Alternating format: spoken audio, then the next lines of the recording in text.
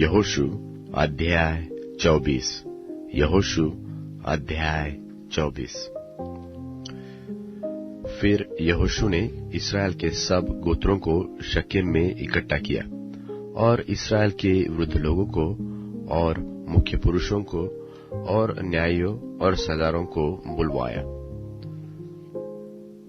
और वे परमेश्वर के सामने उपस्थित हुए।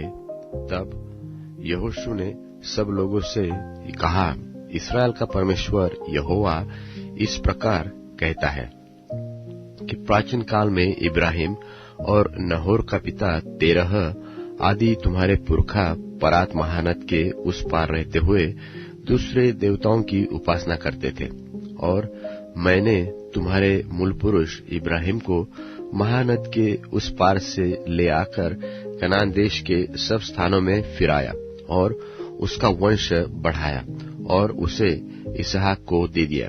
फिर मैंने इसहाक को और याकूब और एसाव को दे दिया, और एसाव को मैंने सेईर नाम पहाड़ देश दिया कि वह उसका अधिकारी हो, परंतु याकूब बेटों पोतों समेत मिस्र को गया। फिर मैंने मूसा और हारून को भेजकर उन सब कामों के द्वारा जो मैंने मिस्र में किए उस देश को मारा, और उसके बाद तुमको निकाल लाया, और मैंने तुम्हारे पुरखाओं को मिस्र में से निकाल लाया। और तुम समुद्र के पास पहुंचे, और मिस्रियों ने रथ और सवारों को संग लेकर लाल समुद्र तक तुम्हारा पीछा किया। और जब तुमने यहोवा की दोहाई दी, तब उसने तुम्हारे और मिस्रियों के बीच में अंधियारा कर दिया, और उन पर समुद्र को बहाकर उनको डुबा दिया। और जो कुछ मैंने मिस्र में किया उसे तुम लोगों ने अपनी आंखों से देखा। फिर तुम बहुत दिन तक जंगल में रहे। तब मैं तुमको उन एमोरियों के देश में ले आया जो यरदन के उस पार बसे थे, और वे तुमसे लड़े, और मैंने तुम्हारे वंश में कर दिया, और तुम उनके देश के अधिकारी हो गए, और मैंने उनको तुम्हारे सामने से सत्यानाश कर डाला। फिर मोआब के राजा सिप्पोर का पुत्र बालाक उठकर इस्राएल से लड़ा, और तुम्हें शाप देने के लिए बोर के पुत्र बेलाम को बुलवा भेजा, परंतु मैंने बेलाम की सुनने के लिए नहीं कि वह तुमको आशीष ही आशीष देता गया। इस प्रकार मैंने तुमको उसके हाथ से बचाया। तब तुम यरदन पार होकर यरीहो के पास आए, और जब यरीहो के लोग और एमोरी, परिज्जी, कनानी, हित्ती, गिर्गाशी, हिवी और यबूसी तुमसे लड़े, तब मैंने उन्हें तुम्हारे वश में कर दिया, और मैंने तुम्हारे आगे बर्रों को भेजा, और उन्होंने एमोरियों के दोनों राजाओं को तुम्हारे सामने से भगा दिया। देखो, यह तुम्हारी तलवार व धनुष का काम नहीं हुआ। फिर मैंने तुम्हें ऐसा देश दिया जिसमें तुमने परिश्रम न किया था, और ऐसे नगर भी दिए जिन्हें तुमने न बसाया था, और तुम उनमें बसे रहे हो। और जिन दाख और जलपाई के बगीचों के फल तुम खाते हो, उन्हें तुमने नहीं लगाया था। इसलिए अब यहोवा का भय मानकर उसकी सेवा खराई और सच्चाई से करो, और जिन देवताओं की सेवा तुम्हारे पुरखा महानद के उस पार और मिस्र में करते थे, उन्हें दूर करके यहोवा की सेवा करो। और यदि यहोवा की सेवा करनी तुम्हें बुरी लगे, तो आज चुन लो कि तुम किसकी सेवा करोगे, चाहे उन देवताओं की जिनकी सेवा तुम्हारे पुरखा महानद के उस पार करते थे, और चाहे एमोरियों के देवताओं की सेवा करो जिनके देश में तुम रहते हो, परंतु मैं तो अपने घराने समेत यहोवा ही की सेवा नित करूंगा। तब लोगों ने उत्तर दिया, यहोवा को त्याग कर दूसरे देवताओं की सेवा करनी हमसे दूर रहे, क्योंकि हमारा परमेश्वर यहोवा वही है जो हमको और हमारे पुरखाओं को दासत्व के घर अर्थात मिस्र देश से निकाल ले आया, और हमारे देखते देखते बड़े बड़े आश्चर्य कर्म किए, और जिस मार्ग पर और जितनी जातियों के मध्य में से हम चले आते थे, उनमें हमारी रक्षा की, और हमारे सामने से इस देश में रहने वाली एमोरी आदि सब जातियों को निकाल दिया। इसलिए हम भी यहोवा की सेवा करेंगे, क्योंकि हमारा परमेश्वर वही है। यहोशू ने लोगों से कहा, तुमसे यहोवा की सेवा नहीं हो सकती, क्योंकि वह पवित्र परमेश्वर है, वह जलन रखने वाला परमेश्वर है। वह तुम्हारे अपराध और पाप क्षमा न करेगा। यदि तुम यहोवा को त्याग कर पराये देवताओं की सेवा करने लगोगे, तो यद्यपि वह तुम्हारा भला करता आया है, तो भी वह फिर कर तुम्हारी हानि करेगा और तुम्हारा अंत भी कर डालेगा। लोगों ने यहोशू से कहा, नहीं, हम यहोवा ही की सेवा करेंगे। यहोशू ने लोगों से कहा, तुम आप ही अपने साक्षी हो कि तुमने यहोवा की सेवा करनी अंगीकार कर ली है। उन्होंने कहा, हाँ, हम साक्षी हैं। यहोशू ने कहा, अपने बीच में से पराये देवताओं को दूर करके अपना अपना मन इस्राएल के परमेश्वर यहोवा की ओर लगाओ। लोगों ने यहोशू से कहा, हम तो अपने परमेश्वर यहोवा ही की सेवा करेंगे और उसी की बात मानेंगे। तब यहोशू ने उसी दिन उन लोगों के से वाचा बंधाई और शकेम में उनके लिए विधि और नियम ठहराया। यह सारा वृत्तांत यहोशू ने परमेश्वर की व्यवस्था की पुस्तक में लिख दिया और एक बड़ा पत्थर चुनकर वहां उस बांज वृक्ष के तले खड़ा किया, जो यहोवा के पवित्र स्थान में था। तब यहोशू ने सब लोगों से कहा, सुनो, यह पत्थर हम लोगों का साक्षी रहेगा, क्योंकि जितने वचन यहोवा ने हमसे कहे हैं उन्हें इसने सुना है, इसलिए यह तुम्हारा साक्षी रहेगा। ऐसा न हो कि तुम अपने परमेश्वर से मुकर जाओ। तब यहोशू ने लोगों को अपने अपने निज भाग पर जाने के लिए विदा किया। इन बातों के बाद यहोवा का दास नून का पुत्र यहोशू 110 वर्ष का होकर मर गया और उसको तिम्नत्सेरह में, जो एफ्रेम के पहाड़ी देश में गात नाम पहाड़ की उत्तर अलंग पर है, उसी के भाग में मिट्टी दी गई। और यहोशू के जीवन भर और जो वृद्ध लोग यहोशू के मरने के बाद जीवित रहे और जानते थे कि यहोवा ने इस्राएल के लिए कैसे कैसे काम किए थे, उनके भी जीवन भर इस्राएली यहोवा ही की सेवा करते रहे।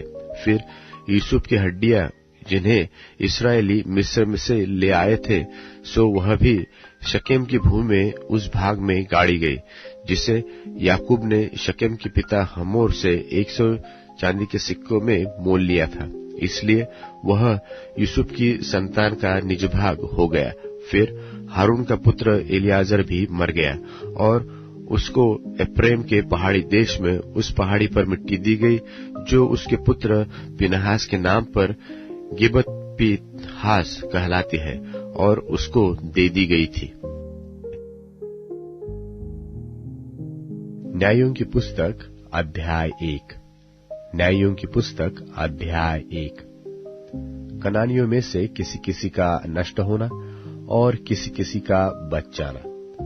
यहोशू के मरने के बाद इस्राएलियों ने यहोवा से पूछा कि कनानियों के विरुद्ध लड़ने को हमारी ओर से पहले कौन चढ़ाई करेगा? यहोवा ने उत्तर दिया, यहूदा चढ़ाई करेगा। सुनो, मैंने इस देश को उसके हाथ में दे दिया है। तब यहूदा ने अपने भाई शिमोन से कहा, मेरे संग मेरे भाग में आ कि हम कनानियों से लड़े, और मैं भी तेरे संग में जाऊंगा। सो शिमोन उसके संग चला और यहूदा ने चढ़ाई की, और यहोवा ने कनानियों और परिज्जियों को उसके हाथ में कर दिया। तब उन्होंने बेजेक में उसमें से 10,000 पुरुष मार डाले, और बेजेक में अदोनी बेजेक को पाकर वे उससे लड़े और कनानियों और परिज्जियों को मार डाला, परंतु अदोनी बेजेक भागा। तब उन्होंने उसका पीछा करके उसे पकड़ लिया और उसके हाथ पांव के अंगूठे काट डाले। तब अदोनी बेजेक ने कहा, हाथ पांव के अंगूठे काटे हुए 70 राजा मेरी मेज के नीचे टुकड़े बीनते थे। जैसा मैंने किया था वैसा ही बदला परमेश्वर ने मुझे दिया है। तब वे उसे यरूशलेम को ले गए और वहां वह मर गया, और यहूदियों ने यरूशलेम से लड़कर उसे ले लिया और तलवार से उसके निवासियों को मार डाला और नगर को फूंक दिया। और तब यहूदी पहाड़ी देश और दक्षिण देश और नीचे के देश में रहने वाले कनानियों से लड़ने को गए, और यहूदा ने उन कनानियों पर चढ़ाई की जो हेब्रोन में रहते थे। हेब्रोन का नाम तो पूर्व काल में किर्यत अर्बा था। और उन्होंने शशै, अहीमन और तलमै को मार डाला। वहां से उसने जाकर दबीर के निवासियों पर चढ़ाई की। दबीर का नाम तो पूर्व काल में किर्यत सेपेर था। तब कालेब ने कहा, जो किर्यत सेपेर को मार ले, उसे मैं अपनी बेटी अक्सा को ब्याह दूंगा। इस पर कालेब के छोटे भाई कंजी ओत्नीएल ने उसे ले लिया और उसने अपनी बेटी अक्सा को ब्याह दिया। और जब वह ओत्नीएल के पास आई, तब उसने उसको अपने पिता से कुछ भूमि मांगने को उभारा। फिर वह अपने गधे पर से उतरी। तब कालेब ने उससे पूछा, तू क्या चाहती है? वह उससे बोली, मुझे आशीर्वाद दे। तूने मुझे दक्षिण देश तो दिया है, तो जल के सोते भी दे। इस प्रकार कालेब ने उसको ऊपर और नीचे के दोनों सोते दे दिए। और मूसा के साले एक केनी मनुष्य के संतान यहूदी के संग खजूर वाले नगर से यहूदा के जंगल में गए, जो अरादा के दक्षिण की ओर है, और जाकर इस्राएली लोगों के साथ साथ रहने लगे। फिर यहूदा ने अपने भाई शिमोन के संग जाकर सपत में रहने वाले कनानियों को मार डाला और उस नगर को सत्यानाश कर डाला। इसलिए उस नगर का नाम होर्मा पड़ा। और यहूदा ने चारों ओर की भूमि समेत अज्जा, अश्कलोन और एक्रोन ले लिया। और यहोवा यहूदा के साथ रहा, इसलिए उसने पहाड़ी देश के निवासियों को निकाल दिया। परंतु तराई के निवासियों के पास लोहे के रथ थे, इसलिए वह उन्हें न निकाल सका। और उन्होंने मूसा के कहने के अनुसार हेब्रोन कालेब को दे दिया, और उसने वहां के अनाक के तीनों पुत्रों को निकाल दिया। और यरूशलेम में रहने वाले यबूसियों को बिन्यामीनियों में ने न निकाला। इसलिए यबूसी आज के दिन तक यरूशलेम में बिन्यामीनियों के संग रहते हैं। फिर यूसुफ के घराने ने बेतेल पर चढ़ाई की, और यहोवा उनके संग था। और यूसुफ के घराने ने बेतेल का भेद लेने को लोग भेजे, और उस नगर का नाम पूर्व काल में लूज था। और पहरुओं ने एक मनुष्य को उस नगर से निकलते हुए देखा और उससे कहा, नगर में जाने का मार्ग हमें दिखा और हम तुझ पर दया करेंगे। जब उसने उन्हें नगर में जाने का मार्ग दिखाया, तब उन्होंने नगर को तो तलवार से मारा, परंतु उस मनुष्य को सारे घराने समेत छोड़ दिया। उस मनुष्य ने हित्तियों के देश में जाकर एक नगर बसाया और उसका नाम लूज रखा, और आज के दिन तक उसका नाम वही है। मनश्शे ने अपने अपने गांव समेत बेतशान, तानाक, दोर, इबलाम और मगिदो के निवासियों को न निकाला। इस प्रकार कनानी उस देश में बसे ही रहे। परंतु जब इस्राएली सामर्थी हुए, तब उन्होंने कनानियों से बेगारी ली, परंतु उन्हें पूरी रीति से न निकाला। और एप्रेम ने गेजेर में रहने वाले कनानियों को न निकाला, इसलिए कनानी गेजेर में उनके बीच में बसे रहे। जबूलून ने कित्रोन और नहलोल के निवासियों को न निकाला, इसलिए कनानी उनके बीच में बसे रहे और उनके वश में हो गए। आशेर ने अक्को, सिदोन, अहलाब, अकजीब, हेल्बा, अपीक और रहोब के निवासियों को न निकाला, इसलिए आशेरी लोग देश के निवासी कनानियों के बीच में बस गए। क्योंकि उन्होंने उनको न निकाला था। नप्ताली ने बेतशेमेह और बेतनात के निवासियों को न निकाला, परंतु देश के निवासी कनानियों के बीच में बस गए। तो भी बेतशेमेह और बेतनात के लोग उनके वश में हो गए, और एमोरियों ने दानियों को पहाड़ी देश में भगा दिया और तराई में आने न दिया। इसलिए एमोरी हेरेस नाम पहाड़, अय्यलोन और शालबीम में बसे ही रहे।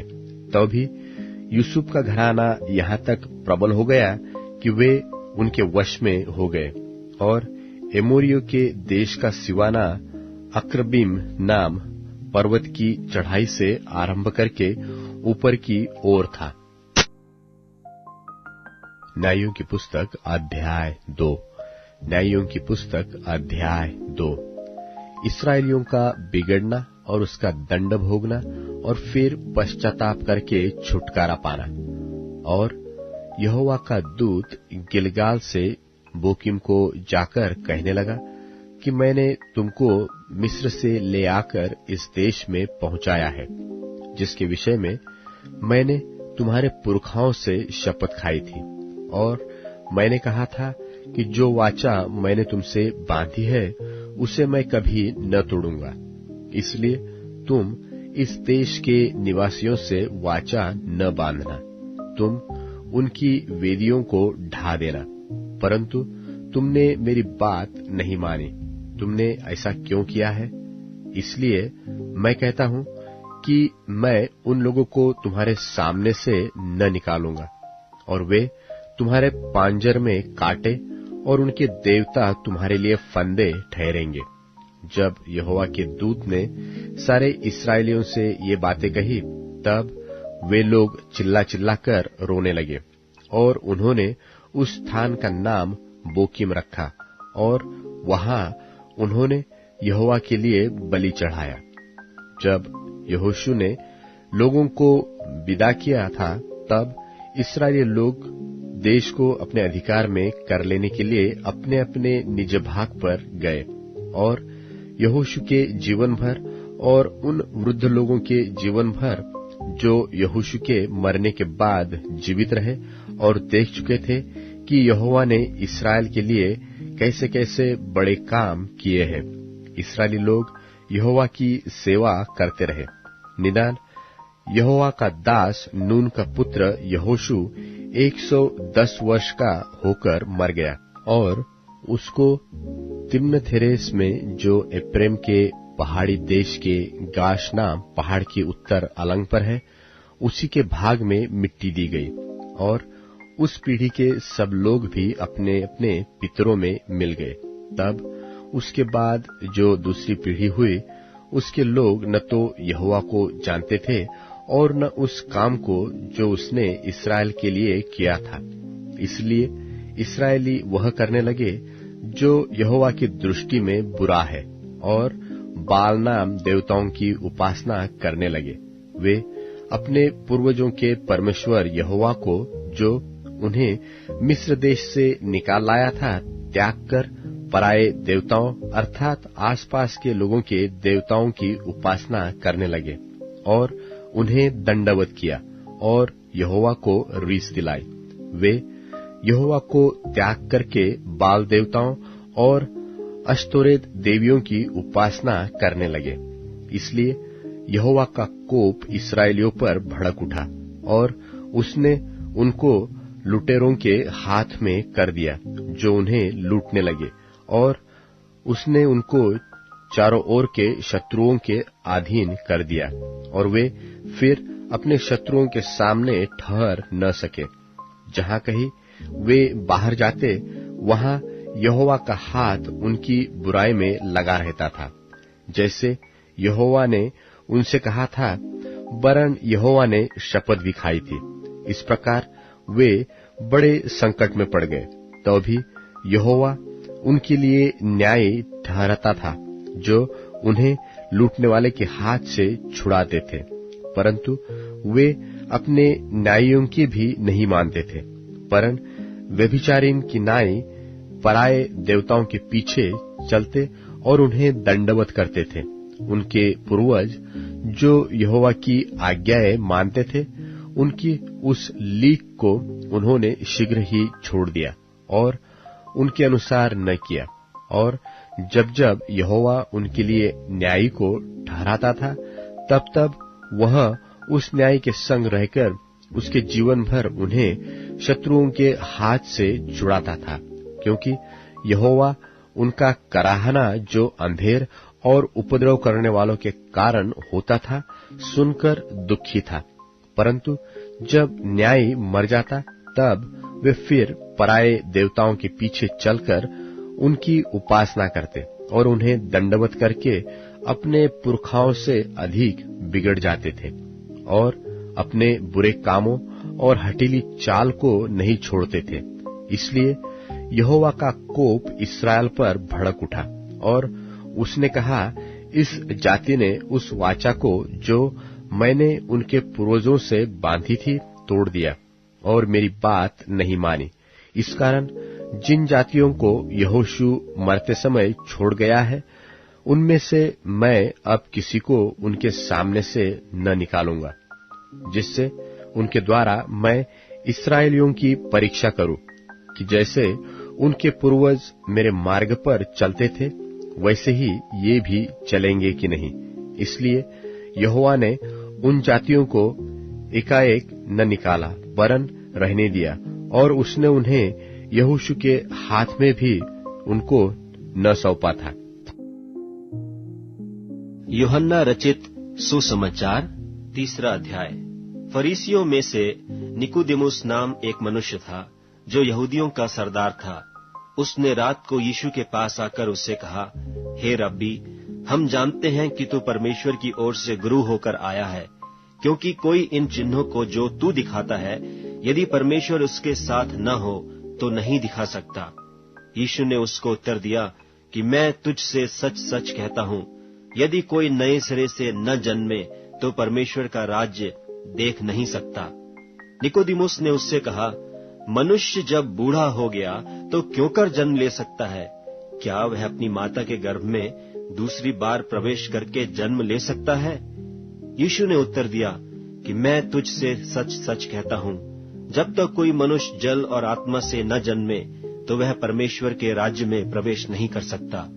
क्योंकि जो शरीर से जन्मा है वह शरीर है, और जो आत्मा से जन्मा है वह आत्मा है। अचंभा न कर कि मैंने तुझसे कहा कि तुम्हें नए सिरे से जन्म लेना अवश्य है। हवा जिधर चाहती है उधर चलती है, और तू उसका शब्द सुनता है, परंतु नहीं जानता कि वह कहाँ से आती और किधर को जाती है। जो कोई आत्मा से जन्मा है वह ऐसा ही है।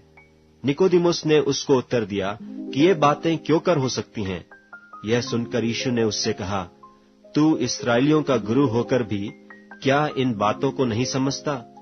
मैं तुझसे सच सच कहता हूँ कि हम जो जानते हैं वह कहते हैं, और जिससे हमने देखा है उसकी गवाही देते हैं, और तुम हमारी गवाही ग्रहण नहीं करते। जब मैंने तुमसे पृथ्वी की बातें कहीं और तुम प्रतीति नहीं करते, तो यदि मैं तुमसे स्वर्ग की बातें कहूं तो फिर क्यों कर प्रतीति करोगे? और कोई स्वर्ग पर नहीं चढ़ा, केवल वही जो स्वर्ग से उतरा, अर्थात मनुष्य का पुत्र जो स्वर्ग में है। और जिस रीति से मूसा ने जंगल में सांप को ऊंचे पर चढ़ाया, उसी रीति से अवश्य है कि मनुष्य का पुत्र भी ऊंचे पर चढ़ाया जाए, ताकि जो कोई विश्वास करे उसमें अनंत जीवन पाए। क्योंकि परमेश्वर ने जगत से ऐसा प्रेम रखा कि उसने अपना इकलौता पुत्र दे दिया, ताकि जो कोई उस पर विश्वास करे वह नाश न हो, परंतु अनंत जीवन पाए। परमेश्वर ने अपने पुत्र को जगत में इसलिए नहीं भेजा कि जगत पर दंड की आज्ञा दे, परंतु इसलिए कि जगत उसके द्वारा उद्धार पाए।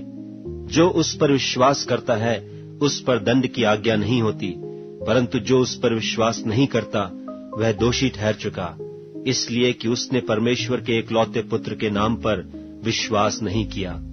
और दंड की आज्ञा का कारण यह है कि ज्योति जगत में आई है, और मनुष्यों ने अंधकार को ज्योति से अधिक प्रिय जाना, क्योंकि उनके काम बुरे थे। क्योंकि जो कोई बुराई करता है वह ज्योति से बैर रखता है और ज्योति के निकट नहीं आता, ऐसा न हो कि उसके कामों पर दोष लगाया जाए।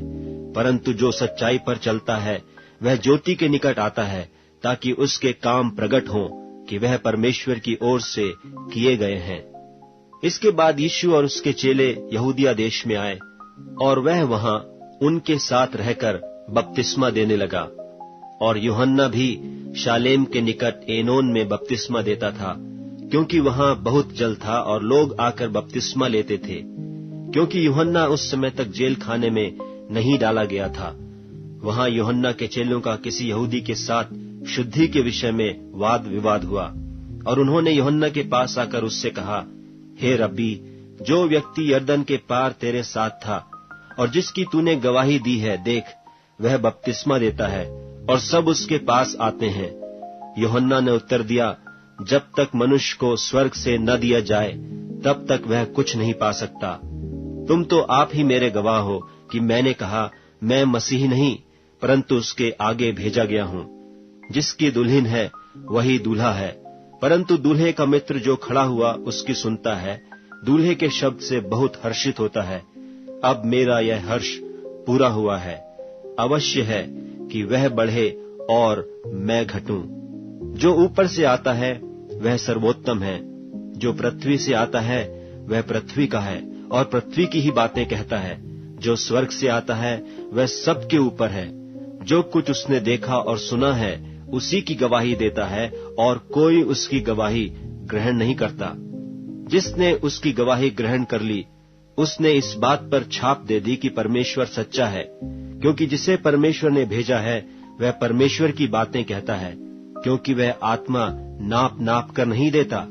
पिता पुत्र से प्रेम रखता है और उसने सब वस्तुएं उसके हाथ में दे दी हैं।